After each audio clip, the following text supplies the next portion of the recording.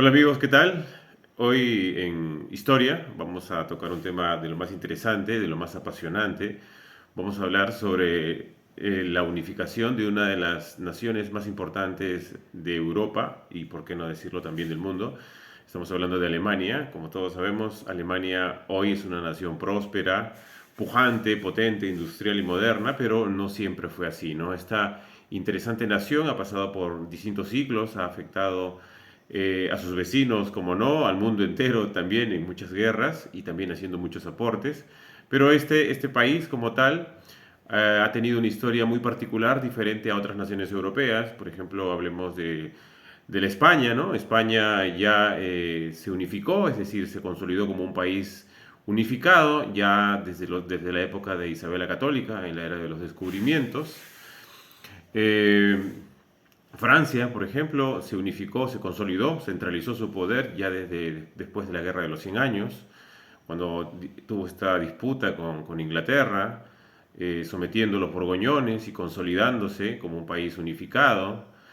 Rusia también, ¿no? El territorio ruso ya se unificó desde la época de desde Pedro el Grande, ¿no? Incluso desde la época de Iván el Terrible, de manera tiránica, pero también se centralizó, ¿no? Unificó su nación. Inglaterra también, más allá de las disputas que tuvo, que ya es tema a conversar aparte, ¿no? Con Escocia, Irlanda, pero ya en el siglo XIX, que es en la época en la que se unifica Alemania, Inglaterra ya se había unificado, ya había unificado la corona, uniéndose también con Escocia. Pero Alemania no. ¿Por qué Alemania no?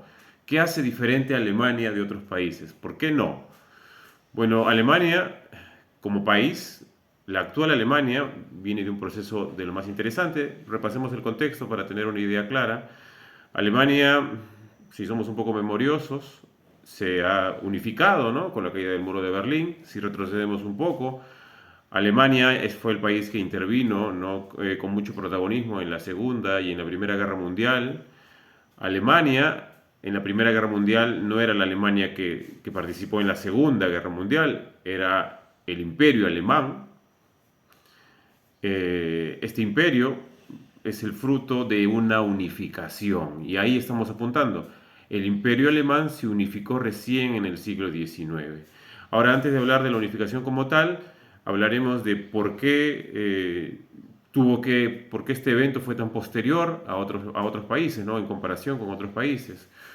Bueno, el territorio alemán, sobre el territorio alemán estuvo asentado el Sacro Imperio Romano Germánico, este nombre tan pomposo para referirnos a esta construcción política que existió en Alemania desde hace casi, en ese territorio, desde hace casi 700 años, ¿no? Cuando los principados y los príncipes de las regiones de Alemania, de las distintas regiones de Alemania, llámese Bavaria, Hannover, lo que conocemos como Prusia, se aliaron, ¿no? Bajo la tutela de un emperador, ¿no? Este emperador, que no lo era tanto en el hecho, estaba rodeado, ¿no? Estaba apoyado por príncipes. Estos príncipes alemanes desde siempre tuvieron una independencia muy distinta a la que tenían otros príncipes en distintos países. Tenían mucha independencia. Es más, el príncipe, inicialmente los príncipes, algunos de ellos llamados príncipes electores, los más importantes, podían elegir al emperador, ¿no? Esta elección con los años fue recayendo en una monarquía que termina cayendo sobre los Habsburgo y finalmente los últimos emperadores pasan a ser de esta familia, ¿no? Ahora, esta independencia, ¿no? Este gusto por la libertad excesiva, ¿no? Hablando del poder de estos príncipes alemanes, impedía que Alemania se constituya en una nación unificada y esto pasó por diversos ciclos, ¿no? Ahora, siempre fue una aspiración del país conseguir esta unificación, pero no se dio, ¿no? Entonces, con el correr de los años, llega la época napoleónica y con Napoleón tampoco se pudo. Napoleón disolvió el Sacro Imperio Romano Germánico, instauró una confederación títere administrada para sus intereses. Cuando cae el poder napoleónico, Alemania se encuentra en esta situación. El Sacro Imperio Romano Germánico ya no existe, existe una confederación, Pero hay potencias pujantes importantes en Alemania que dirigen la política alemana. Cuando hablamos de Alemania, seguramente a la mayoría se nos viene a la mente los países de habla alemana, es decir, la actual Alemania y Austria. Bueno, si nos remontamos al siglo XIX, esto es a 1800, encontraremos que las naciones más fuertes, política y militarmente hablando, económicamente también, es Austria y Prusia. Entonces, en este contexto se habla de la Gran Alemania, considerando a estos dos países y a otros principados alemanes, o de la pequeña Alemania, considerando a Prusia y a los príncipes alemanes. Prusia quería la unificación, pero consideraba dentro de sus planes que no era lo más realista pensar en la Gran Alemania, porque tenía que disputar la tutela, el liderazgo de Alemania con Austria. Entonces había diferencias claves entre estos dos países, ¿no? Por ejemplo, mientras Austria era muy católica, Prusia era muy protestante, ¿no? Si bien estas diferencias entre la población y entre el credo podríamos pensar que no eran del todo determinantes, sí lo eran de facto para conseguir la unificación. Bueno, todo lo que hemos mencionado no es otra cosa que el contexto. Ahora ya yendo al tema en sí, la unificación de Alemania, eh, ¿cómo se consigue? ¿Qué se da? Bueno, hay protagonistas principales que vamos a mencionar, por ejemplo, hablemos de la familia imperial alemana. Bueno, no era la familia imperial en ese momento, sino que era la familia real del imperio del reino de Prusia, que era la famosa dinastía Hohenzollern, ¿no? De donde descienden luego los emperadores alemanes, los famosos Kaisers. Esta familia en ese momento gobernaba Guillermo I, el cual tenía como ministro a Otto von Bismarck, el famoso y el muy conocido canciller de hierro, ¿no? Dentro de los planes de unificación de Alemania, Otto von Bismarck toma la tutela y considera que no hay mejor manera de unificar a un país que poniendo un objetivo único que debe ser alcanzado por todos, ¿no? ¿Qué objetivo era este? ¿Qué objetivo podía unificar a todos los alemanes detrás de una sola bandera? La guerra, ¿no? Entonces, la guerra es un arte, en realidad, si hablamos políticamente hablando entre países, elaborarla, conseguir aliados, suministros, dinero, es decir, hay toda una logística, toda una planificación al momento de generarla. Entonces, Otto von Bismarck considera que ir a la guerra es importante para la unificación, pero primero hay que allanar el territorio. Y este territorio implicaba, primero, prepararse militarmente, algo que Prusia lo hacía muy bien y siempre lo hizo, algo que luego Alemania termina heredando. Pero una de las cosas principales que quería Otto von Bismarck, el canciller del reino de Prusia, era quitar un poco del tablero el poder político que podía llevar a cabo Austria, ¿no? Entonces, lo primero que se llevó a cabo fue una pequeña guerra, una escaramuza, digamos, contra Dinamarca para arrebatarle un par de ducados, ¿no? En el norte de Prusia, sur de Dinamarca, ¿no? En esta guerra pequeña, en este juego de poderes, Prusia pelea al lado de Austria. Lo que no sabía Austria es que en los años posteriores, Prusia busca la guerra contra Austria para poder someterla, ¿no? Entonces, Prusia en estos momentos era un rifle muy bien aceitado, era una máquina, era una locomotora a todo dar, a todo trance, y era casi imparable, ¿no? Su poder militar, su preparación, su disciplina y el armamento era de lo mejor que había en ese momento. Por mencionar algunas cosas, su red ferroviaria, ¿no? Para movilizar tropas, la innovación del rifle con retrocarga, por mencionar algunas mejoras, que ya en el campo de batalla iban a brindar cierta diferencia, ¿no? Ahora, con respecto a Austria todavía estaba en el romanticismo, ¿no? En Viena todavía estaban pensando un poco en el vals y no tanto en el realismo militar que manejaba Prusia, ¿no? Entonces, Austria busca la contienda adrede contra Prusia, perdón, busca la contienda adrede contra Austria para poder someterla, ¿no? Algo que hace rápidamente, en cuestión de meses, Prusia derrota a Austria hábilmente consigue la neutralidad de los países vecinos, algo muy difícil de conseguir, algo que por ejemplo posteriormente Alemania nunca consiguió, la neutralidad de los vecinos cuando agredía, por lo menos no totalmente, y Austria termina siendo derrotada, ¿no? Increíblemente, Otto von Bismarck no pide territorios, simplemente somete a Austria bajo su tutela de alguna manera, ¿no? Pero esto aún no había brindado la unificación de Alemania, simplemente lo que estaba consiguiendo era preparar el terreno.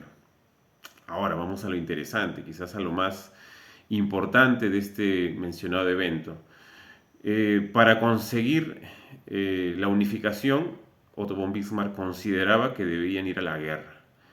¿Guerra contra quién? ¿De qué manera? ¿Cómo? Bueno, el vecino de al lado, la Francia, en donde gobernaba un Bonaparte, no Napoleón I, sino su sobrino, Napoleón III, como emperador de los franceses, vivía una época romántica de crecimiento urbanístico, ya teníamos la Torre Eiffel en París, ya había un crecimiento urbano en París, la París moderna, pero el país no estaba en su mejor momento, ¿no? Aún había un poco del espíritu novelesco de la época napoleónica, había mucha parafernalia en la apariencia, no así en el realismo, ¿no? Pero uno no puede ir a la guerra sin una guerra no puede tener una causa unificadora si es que no hay un sentimiento detrás, una causa real, ¿no? Algo que no hubo ni con Austria ni con Dinamarca. Para ello, en ese momento hubo uno de los hechos más interesantes.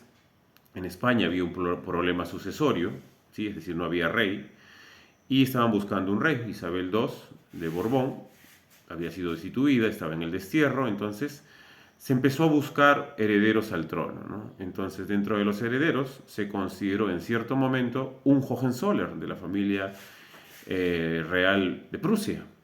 Algo que para Napoleón fue un insulto, ¿no? Él consideraba que si un alemán se sentaba en el trono de España, era como volver a la época de Carlos V, ¿no? En donde había un Habsburgo en Alemania y también en España, ¿no? Entonces él se iba a ver rodeado, ¿no? Esto para él era algo indigno, algo impropio. Entonces no tuvo mejor acción que tomar que oponerse firmemente a eso, ¿no? Entonces, en esos eventos, en esta pugna por la cual España no debería tener un gobernante alemán, menos de la familia dinástica alemana, Otto von Bismarck falsifica un documento, un telegrama, eh, en donde el emperador alemán, supuestamente, en realidad no fue así, le interesaba mucho la candidatura del príncipe alemán para España y ofendía de alguna manera la opinión pública francesa, ¿no? Esto delante del pueblo francés fue un insulto, ¿no? Para el patriotismo de esta Francia del siglo XIX, y no es Prusia, sino Francia la que termina declarándole la guerra a Alemania, a Prusia. Casi sinónimos, ¿no? Pero no lo son, en ese momento por lo menos no. Entonces Francia le declara la guerra y inmediatamente se pone en marcha la poderosa maquinaria militar alemana, ¿no? De Prusia. Y no solamente de Prusia, Bavaria y muchos otros principados alemanes se unifican, se ponen detrás de Guillermo I como una causa patriótica para luchar contra los franceses. Francia es rápidamente sometida, en cuestión de meses. Francia es derrotada rápidamente. Si bien no fue una guerra fácil, si bien en algún momento hubo algunas inclinaciones por un empate, por una victoria francesa, siempre tuvo la sartén por el mango Prusia, quien termina derrotando a Alemania, humillando a Alemania. Tanto es así que el imperio alemán, la unificación de la nación alemana, se ejecuta en el Palacio de Versalles, en el Palacio de Luis XIV. Se termina celebrando de la manera más pomposa posible eh, la creación del imperio alemán, ¿no? Esto obviamente fue chocante políticamente hablando, simbolísticamente, simbolísticamente no, sino de manera simbólica, la representatividad de crear el imperio alemán en Francia y en el Palacio de Versalles, de hecho que fue una nota humillante, más allá de que Prusia, ya el imperio alemán como tal, pidió las famosas provincias de Alsacia y Lorena como compensación por guerra, ¿no? Además del dinero, ¿sí?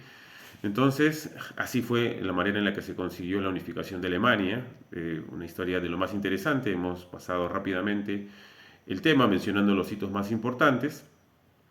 Pero una de las cosas más importantes que genera posteriormente esta unificación es o son los recelos, el resentimiento y sobre todo el revanchismo francés que posteriormente daría pie a la Primera Guerra Mundial y luego a la Segunda Guerra Mundial. Entonces podemos decir que de alguna manera la guerra entre Prusia y Francia, la guerra franco-prusiana, de alguna manera es el desencadenante, el gatillador, ¿no? Lo que termina gatillando los eventos futuros como la Primera y la Segunda Guerra Mundial. Muy bien, muchas gracias por su atención. Eso es todo.